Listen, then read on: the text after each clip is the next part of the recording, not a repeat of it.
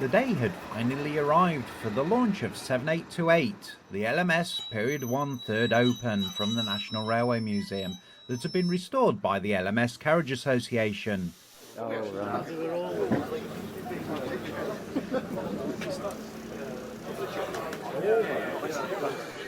Invited guests from the Peak Rail Association, the Peak Rail PLC, the Derwent and Wye Valley Railway Trust, as well as members of the LMS Carriage Association and representatives from the National Railway Museum arrived, all in time for some group photos.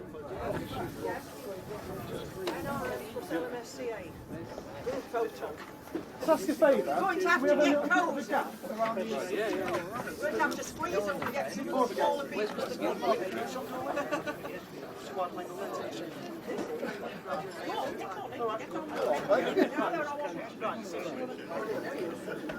That's why everyone's going. What struck the LMS? Oh no!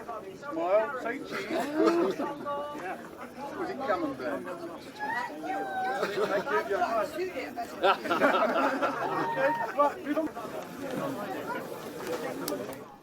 With the photos complete, Dave Winter, a trustee of the LMS Carriage Association, addressed the crowd. Right, well, welcome to all of you on this lovely day here at Roseley. We're here for the official launch of this vision in Crimson Lake behind you. LMS Third Open 7828, built 1925 down the road at Derby.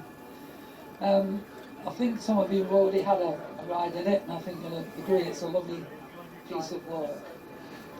It's owned by the National Railway Museum. It's been restored by the LMS Carriage Association. 1925, 91 years ago. It's a long time ago, isn't it? Just to put that in some sort of context, Flying Scotsman was just 2 years old, in perfect condition.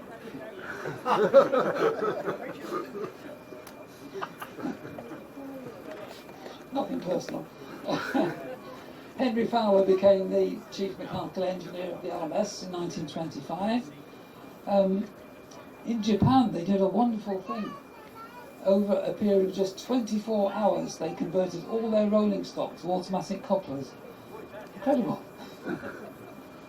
The LMS locomotive policy was in some sort of turmoil at this time, but fortunately on the carriage side, Robert Reed, the superintendent, had come from the Midland Railway, and they were able to carry forward their tradition of comfort for all classes of passenger. And I think anyone who's ridden in or even just looked in 7828 will see that it is a very comfortable vehicle. In 1999, the LMS Carriage Association was formed, and we were quite aware of 7828 being at York, and I wrote to Richard Gibbon, who was the curator of engineering at the time, who's here today, and more or less said, well, you know, could we possibly have a go? And bless him, he said yes, even though we didn't really have much of a track record. And so eventually in 2003, 7828 arrived here, and it's been worked on, not continuously, it's been worked on more or less ever since. Thousands of hours have been spent on it, much hard work and dedication, much sweat, a few swear words, I can tell you. It's like all these things, once you start to take a carriage to pieces, you find out what's really wrong with it. You've got to bottom it to get back to where you want to be. So a few thank yous are obviously in order. Obviously to the NRM for allowing us to have a go in the first place. To the friends of the NRM who paid for the upholstery material in the carriage, which is beautiful, rewoven to the original design and made by the same company, Holsworth actually. I'd like to say thank you to Helen Ashby, who's here. Helen's worked at the NRM for a long time, and she was head of knowledge and collections there. And it was Helen who encouraged us, I think, to go for the full LMS livery. It's very tricky, but on a sunny day especially, it looks really, really nice. So thank you, Helen. Obviously our hosts, Peak Rail, for allowing us to run on their tracks, for using their facilities, such as the turntable, which is a useful, very useful device. Then we've had help from other railways as well, the Bluebell Railway, the Severn Valley, the East Lancashire Railway, they've all helped us in many different ways. And then there's all our suppliers and contractors. Everything from the beautiful lamps that you see inside the coach to the little labels on the photograph. We've always had to find someone to make them for us, and we're very pleased with the contacts that we've made over the years. Then there's all those who've helped us financially and encouraged us in many different ways, sometimes emotionally when we felt a bit down about things not going very well. Then of course there's all our hands-on members. I think over the years there must have been, I worked out about 25 people who probably worked on the coach. Sadly a couple of them are no longer with us, Alan Worth and Sid Weldon, who didn't live to see the end result, which is very sad.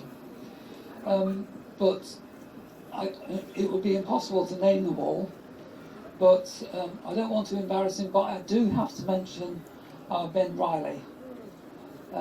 Ben has been full of enthusiasm, drive, energy, and all for the really hard work that has to go into a carriage like this. So it's a big thank you to Ben. Pat yourself on the back, you really deserve it. I'm very pleased that although our current chairman couldn't be here today, John Leather, our previous chairman, is here, and it was John who did a lot of the liaison with the NRM right at the very start.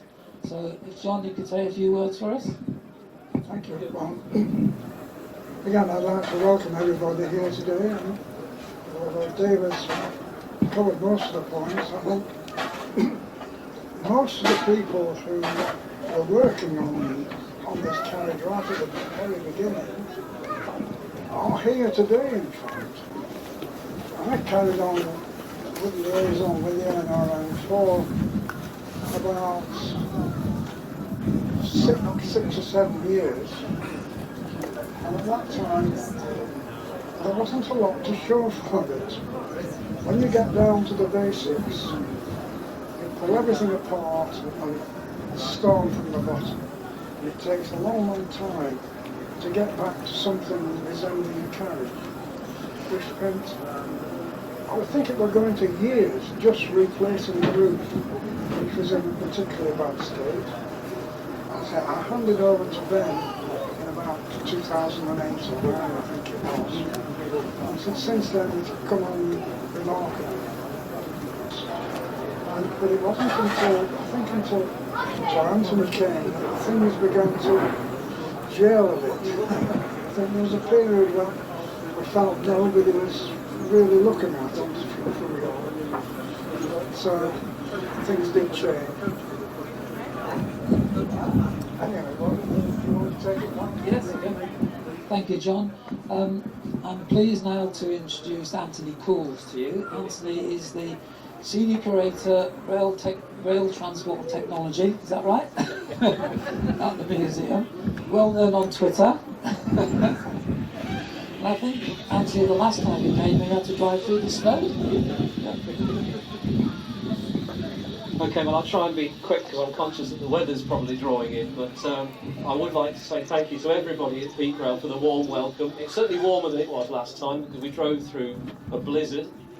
We did make it home, mercifully, and so Chris was with us at the time, but I say thank you very much for having us here today to see the culmination of this. I do feel a bit of a fraud really because I haven't laid a finger on this. I've frustrated Ben, I've frustrated my colleagues, and I've come and eaten your food and I've ridden in it. I've had a lovely time, and really it's not about me, it's about everybody here, it's about the vehicle itself.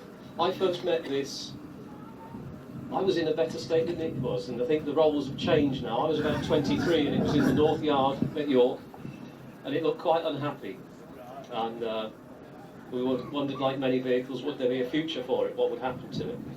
I left, I went away to Leicestershire Museums, and around the same time, that was when John and the team got involved, and a few years later it came here.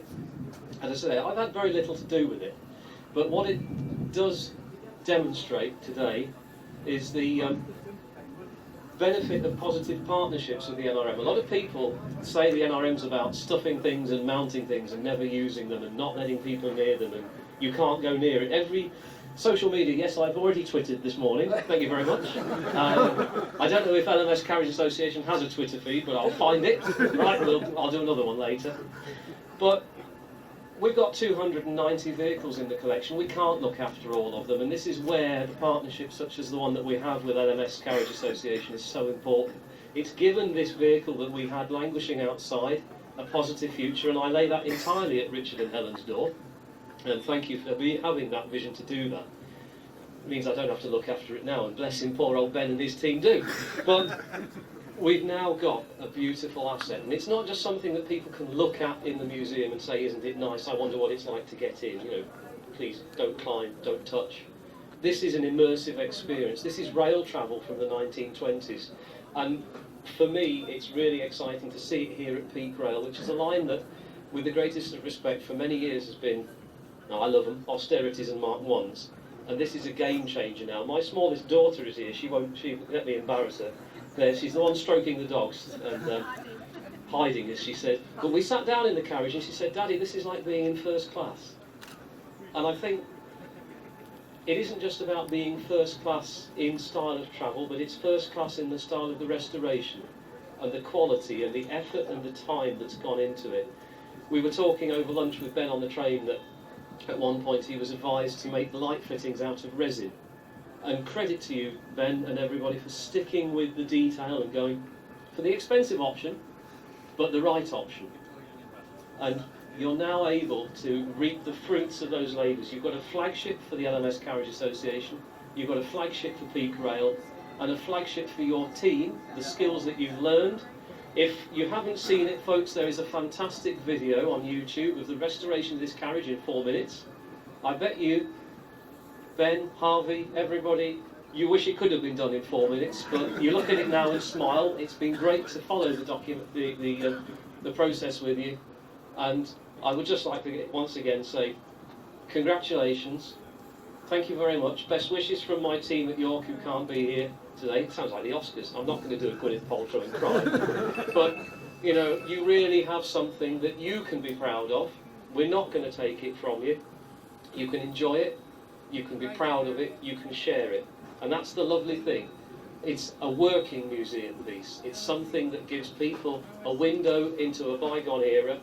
And this is really how it was. Yes, this was third-class travel, but it's a first-class restoration. Congratulations, everybody, and thanks for having us.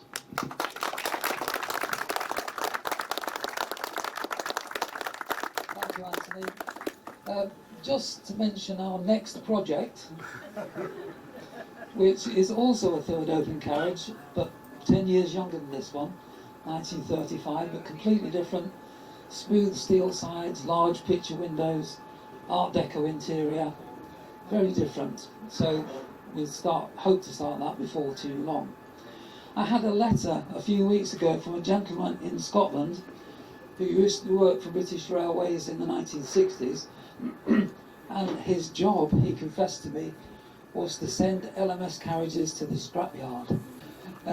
In some recompense for this sin, he enclosed a cheque for £500 towards our next restoration, which is number 9125, by the way. That's a gentle hint. You'll find some collecting tins inside the carriage. And if anybody wants to become a member, our membership secretary Bob Matkin is here and he'll sign you up on the spot. So that's all, folks. Thank you. Enjoy the rest of your day. Thank you.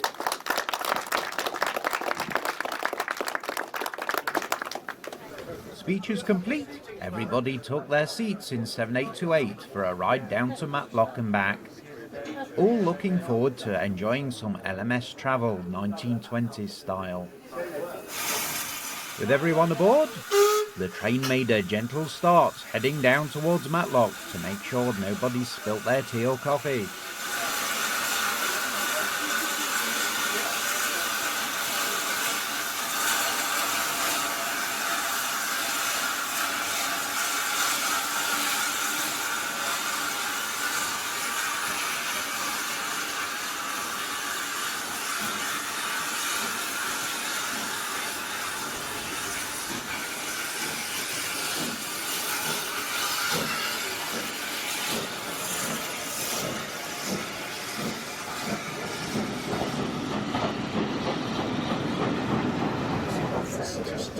marvellous what they've done with it, isn't it? It's absolutely glorious. It really is. What a success story. It is.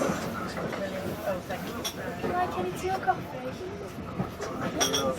When's the colour fat? The sugars.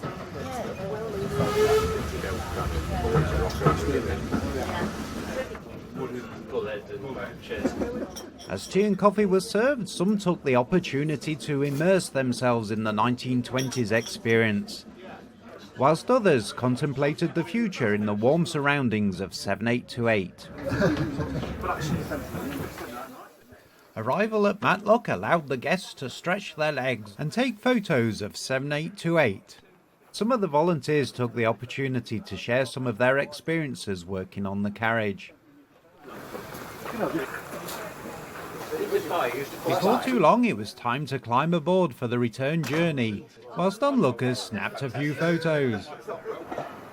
As the train headed north came the realisation that all the volunteers' hard work over those tireless years was now finally complete, and 7828 was now part of the running set. Visitors to Peak Rail are now able to compare modern day travel to that of the 1920s, travelling on an LMS carriage. Meanwhile, the volunteers of the LMS Carriage Association look towards their next project, an LMS Period 3 Third Open, 9125.